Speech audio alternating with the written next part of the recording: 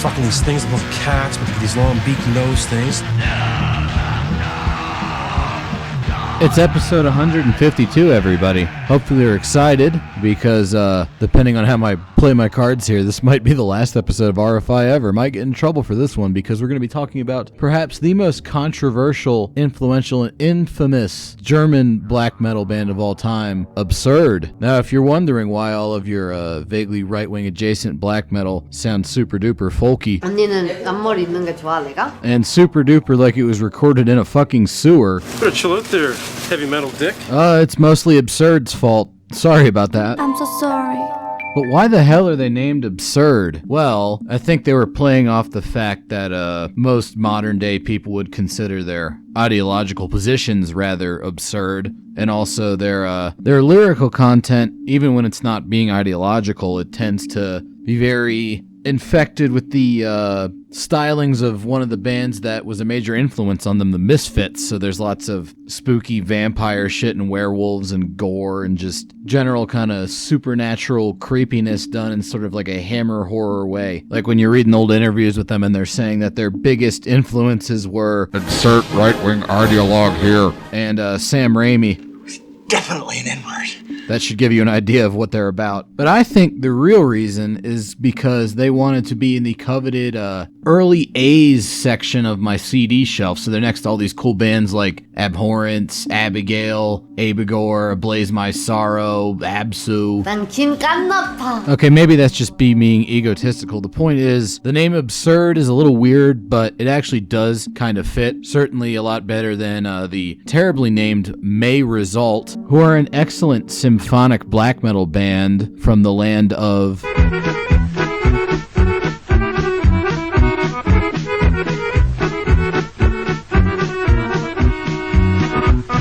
But all this name talk is besides the point. Absurd are a black metal band from Sondershausen in Thuringia in Germany. They started way back in 1992, and their most famous demo, Thuringian Pagan Madness, which sort of got incorporated into their debut full-length, speaks to that. And now we get to the fun part. So what exactly is going on in Thuringian Pagan Madness? And why is it so hard to figure out like what the actual track listing of their debut album is? Well, they might have been having problems with somebody that was following them around, sort of like a hanger-on type guy that might have been of a certain ethno-religious persuasion. Right, and I'll bring all my shoes and my glasses with me, so I have them. That they didn't want to hang out with, and when they told him that, he might have tried to narc on them to the cops, and they might have tied him up with an extension cord and stabbed them to death and left the corpse in the woods as a, quote, sacrifice for chthonic forces. That's fucking metal as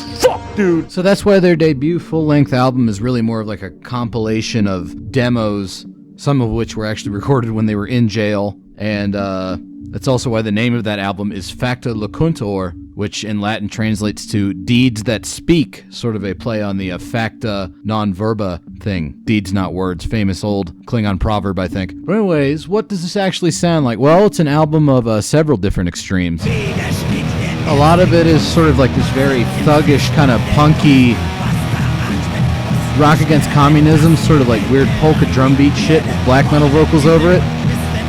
It's very catchy, it's very aggressive, and I like it quite a bit. I like how mechanical the beat sounds. It's very rollicking. Almost sort of like rap-like. He's just kind of spitting these words out.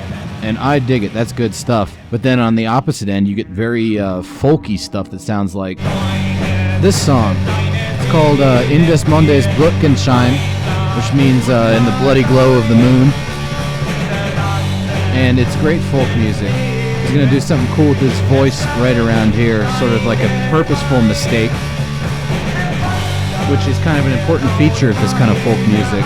That little like pitch, like slide thing he did. And then the drum is kind of like the loudest instrument. The guitar is sort of playing backing chords to the vocals doing the lead melody. So that's cool stuff too. And then when you get to other portions of the album that are actually recorded later, such as the following song, Verlassen, which was actually not recorded under the Absurd name. It was recorded under the name In Ketten, which means in chains, because they were in jail. But they start experimenting a bit more with kind of atmospheric keyboard stuff.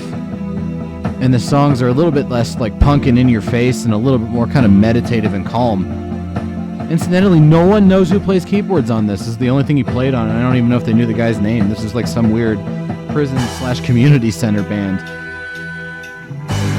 But I think the added like piano here with this very mechanical drum beat and rather happy sounding guitar riff makes for a very interesting sound, and that they would expand on with later releases. Good stuff, man.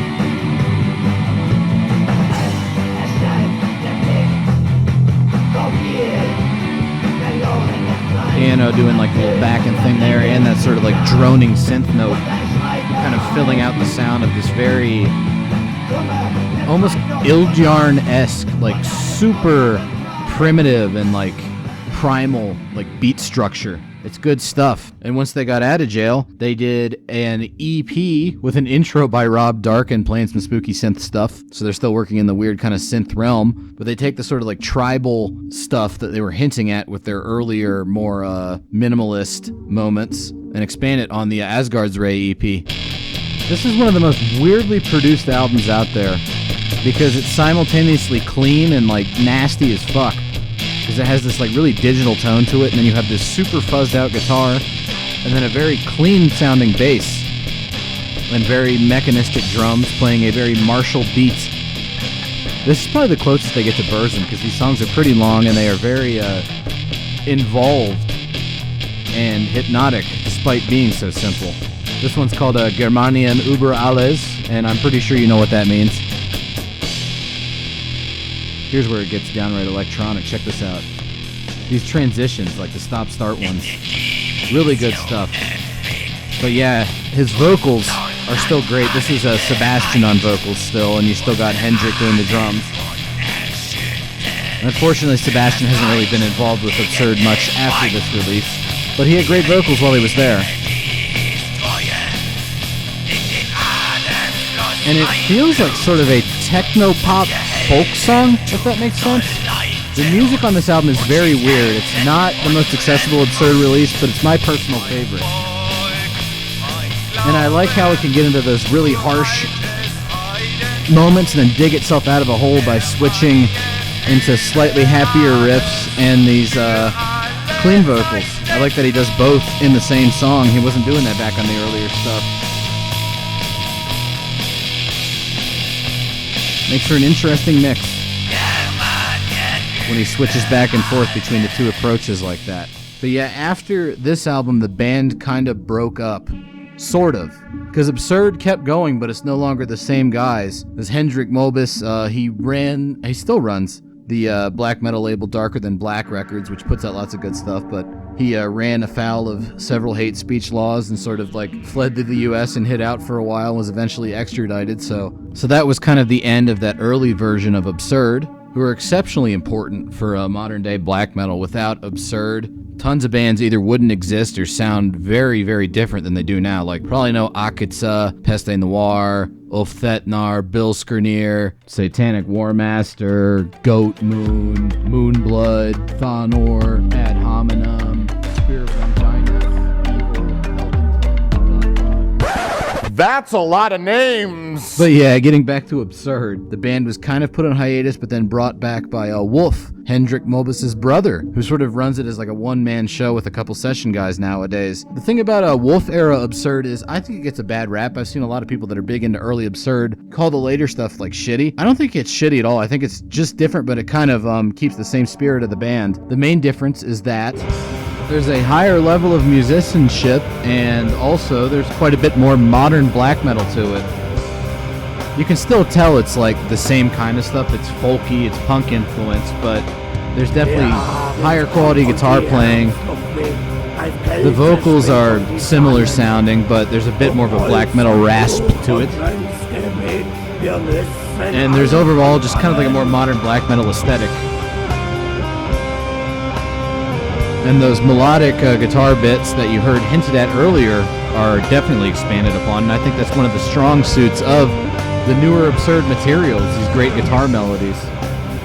So yeah, later Absurd is still really good. Maybe it's not as classic as like the lightning in the bottle that was early Absurd, but it's well worth listening to. I think the coolest thing that this new version of Absurd has done is the Grimmage Folk Music, or Grim Folk Music EP that was put out a while back, wherein they reinterpret older German folk songs in a modern lens, modern context. My favorite one on here is Volten's Schwarzerhaufen, which is a takeoff of the old song Geier's Schwarzerhaufen. Florian Geier was sort of like a mid-level nobleman that led a peasant uprising way back in time, and they had a marching song that's been adopted by a whole bunch of different people. I think Nazis have used it, communists have used it. It's sort of like a little guy rising up against the big evil type thing, and Geier's Schwarzerhaufen means Geier's Black Bunch, so it's a bunch of scary dudes fighting for this Florian Geier guy. Since it's Absurd, they changed it to a Volten Schwarzerhaufen, so now it's a bunch of scary dudes fighting for Volten. And it's super catchy. I use riffs from this song as warm-up riffs all the time when I'm playing guitar. I like to kind of riff off of them and write my own melodies. But yeah, this is a pretty timeless melody being played on the guitar right here. You might even have heard this before. That little China crash thing is going to be important later on because it's predicting what they are going to use that pause in the music for when they get to the vocal parts. So pay attention to that. Also, the vocals on this are amazing, because we have Wolf shrieking and singing at the same time. I mean, obviously he overdubs himself, but I think it's a cool little mix he did here. Also, the double bass is cool here. And here's that China Crash part. That's where you put the haze, everybody. You gotta have haze in your folk metal. See? Hopefully you did it that time. I mean, I think they were pretty clear. They want you to say hey during that part. And you better do it, because these are some dangerous dudes. But one of the really cool things about this song is how, despite it having a very simple structure, they do a lot of little folk music tricks to kind of vary it up, such as changing the tone of voice, as they're about to do right here. This is going to get pretty heavy. You might want to cover your ears. See, that part was fucking cool. I dug that. This is a good gym song, if you couldn't tell. Very intense stuff, so they do stuff like that. And then also they insert kind of full stops and play with the vocal melody a little bit. Nice drum fill. So they slowed it down, now they speed it up. And change the vocal melody. Really cool stuff. I don't know, it's pretty subtle for how brash it is, with all these like wacky little things they're doing. And speaking of very brash, there was an album they put out called something unpronounceable in German, but it translates to the 15-Year War, wherein they redid some of their old songs, and it's actually pretty good. It's kind of fun to like compare it to the older material. This here's the old version of one of the most iconic Absurd songs, Gates of Heaven. Really catchy stuff, if you couldn't tell.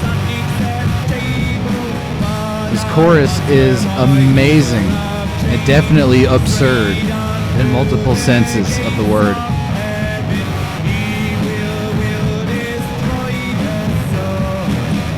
Certified bop, possibly a banger. It definitely slaps.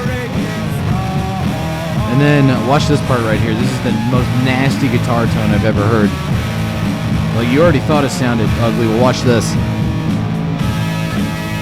Yikes. I mean, I like it. It's pretty intense.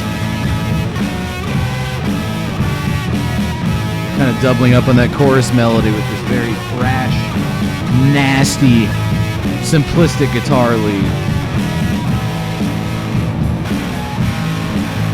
But then when we get into the modern redo of this song... Betty, come here. Betty. No. No. No. The vocals are a bit more consistent, and the guitar isn't anywhere near as harsh and sharp, but I think it works. If I hadn't heard the original, I would enjoy this quite a bit, and having heard the original, I still enjoyed this redo quite a bit. Doubling up on the vocals there, making a little bit of a chord. I liked it.